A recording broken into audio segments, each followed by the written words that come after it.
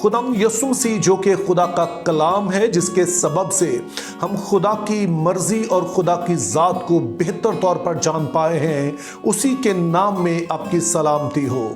जैसे कि मैं पहले भी जिक्र कर चुका हूं कि दुनिया की मकबूल तरीन किताब, महबूब तरीन किताब बाइबल मुकद्दस है, और बाइबल मुकद्दस की महबूब तरीन किताब यानी वो जिसे सबसे ज़्यादा मसीही पढ़ते हैं, वो ज़बूर की किताब है। और फिर इसमें कोई हैरत नहीं है कि ज़बूर की किताब में से कई एक आयात हैं जो कि लोगों को वो ज़ुबानी याद हैं, जो कि हर दिल अजीज़ हैं, और उनमें से एक जिससे आप लोग बखूबी वाकिफ़ होंगे वो ज़बूर 119 और उसकी 105 आयत है, जिसमें लिखा है कि तेरा कलाम मेरे कदमों के लिए चिराग और मेरी राह के लिए रोशनी है।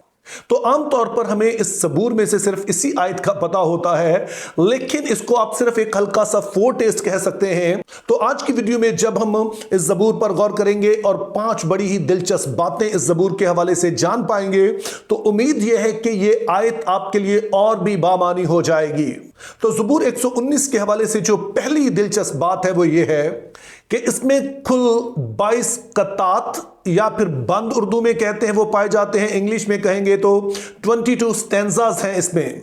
और शायद आप इस बात से आगाह होंगे कि जो आमतौर पर हम शेर बोलते हैं तो वो 2 लाइनों पर मुश्तमिल होता है, लेकिन जब ये शेर 4 लाइनों पर चला जाए तो इसे कता कहते हैं। और इसको आम हमारी जो उर्दू की किताबें हैं, जब हम उर्दू अदब पढ़ते हैं तो उसमें इसको कहा जाता है कि इसका 1 बंद है, 2 बंद है। तो इस तरह से कुल इसमें 22 स्टैंजास हैं, या फिर हम कहेंगे कि कुल इसमें 22 बंद या कतात पाए जाते हैं। अब ये कोई इत्तेफाक नहीं है कि इसमें कुल 22 बंद या स्टैंजास पाए जाते हैं,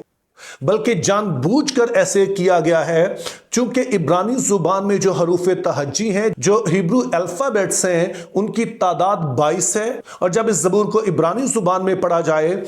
तो हर एक बंद का आगाज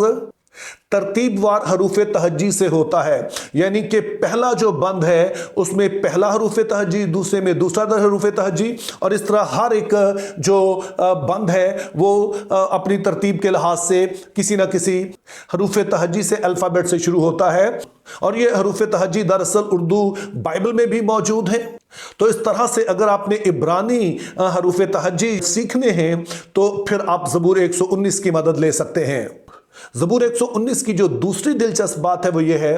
कि इसके हर एक बंद में कुल 8 आयात पाई जाती हैं। और जैसा कि हमने देखा है कि इसके कुल 22 बंद हैं, 22 स्टैंजास हैं। तो अगर आप 22 को 8 के साथ ज़रब दें, 22 को 8 के साथ मल्टीप्लाई करें, तो जो अदद हमारे पास आता है वो है 176, 176। या दूसरे लफ्जों में हम कहेंगे तो ज़बूर 119 में कुल 176 176 वर्सेस जो है वो पाई जाती हैं। और ये चीज ज़बूर 119 को बाइबल मुकद्दस का तवील तरीन सबसे लंबा बाब बना देता है। और ज़बूर 119 की तीसरी दिलचस्प बात यह है कि इसमें खुदा के कलाम के लिए इब्रानी जुबान के 8 अल्फाज इस्तेमाल हुए हैं, जो कुछ यूं हैं: तोरा, दावार, मिशपातीम, अदूत, मिसवात, पकोदीम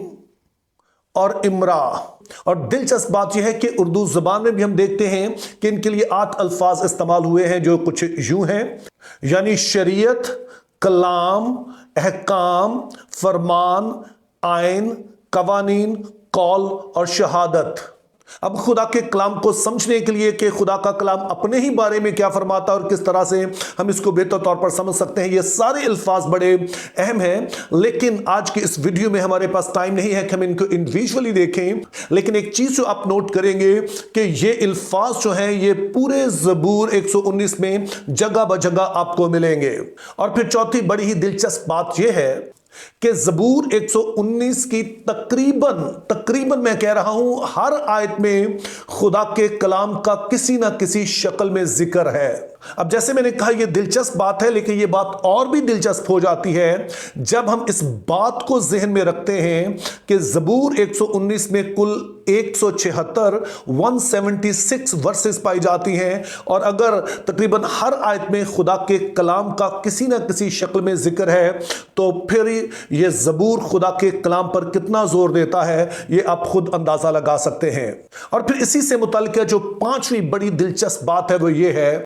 कि ज़बूर 119 दरअसल एक दुआ है। ये ऐसी दुआ है जिसमें ज़बूर नवीस खुदा के कलाम की अजमत को बयान करता है, खुदा के कलाम पर अमल करने की जो बरक़ात है उनका जिक्र करता है, और फिर खुदा से फजल मांगता है कि वो खुदा के कलाम पर अमल कर सके। अब मेरे नज़दीक ये बात ना सिर्फ दिलचस्प है बल्कि बहुत अहम भी है, क्योंकि हम इस बात को नोट कर चुके हैं कि ज़बूर 119 बाइबल मुक़द्दस का सबसे बड़ा चैप्टर है, सबसे बड़ा बाब है, और इस तरह से हम देखते हैं कि ना सिर्फ ये सबसे बड़ा बाब है बल्कि ये फिर तवील तरीन सबसे लंबी जो बाइबल मुक़द्दस में दुआ की गई है वो भी है। तो इससे हम अंदाजा लगा सकते हैं कि खुदा के कलाम को ना सिर्फ समझना, उसको अपनी जिंदगी में लेना, उस पर अमल करना, ये किस कदर अहम हो सकता है। और यहां पर मैं आपको याद दिलाता चलूं कि हमारा जो चैनल है इसका नाम है थिंक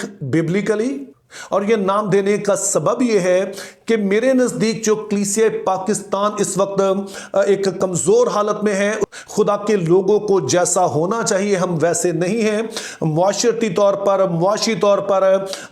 एजुकेशनली, मॉरली, किसी भी लिहाज से। तो उसका एक सबब यह है कि हमारी सोच बाइबली नहीं है। हम अपने आप को दुनिया की निगाह से देखते हैं, दूसरे लोगों की निगाह से, मुख्तलिफ तरह के जो वर्ल्ड व्यूज हैं उनकी निगाह से देखते हैं, लेकिन अपने आप को बाइबल के नुक्ता नजर से ना तो देखते हैं, ना अपनी बुलाहट को समझते हैं, और ना ही उसके मुताबिक चलने की कोशिश करते हैं, जिसके सबब से आमतौर पर जैसे कहा जाता है हम आइडेंटिटी क्राइसिस का शिकार हैं। तो उसका सबब यह है कि हमारी सोच बाइबली नहीं है। लेकिन यह ज़बूर हमें चैलेंज देता है कि ना सिर्फ हम खुदा के कलाम को समझें बल्कि उससे दुआ करें, हम हर रोज उससे फजल मांगे कि हम उसके कलाम को जान भी सकें और फिर उस पर अमल भी कर सकें, ताकि खुदा की वो सारी बरक़ात जो उसके लोगों के लिए सिर्फ दुनियावी बरक़ात नहीं बल्कि मक़ासद जो खुदा ने अपने लोगों के साथ जोड़ रखे हैं उनको हम पूरा कर सकें, और यूं एक ऐसी जिंदगी जो ना सिर्फ दुनियावी बरक़ात से भरी है बल्कि जो आसूदगी, जो रूहानी आसूदगी है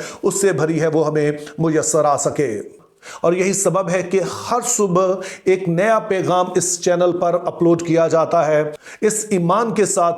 कि जब लोग इसको बाकायदगी से सुनते रहेंगे तो हम सब की जो सोच होगी बाइबली होगी, और हम हकीकी ज़िंदगी जो खुदा में होकर मुयस्सर है, वो जो बामकसद ज़िंदगी है, हम उसे पा सकेंगे। मेरी दुआ है कि खुदा कलीसिया पाकिस्तान के लिए ऐसा मुमकिन करे। Think biblically, live purposefully, have a very good day.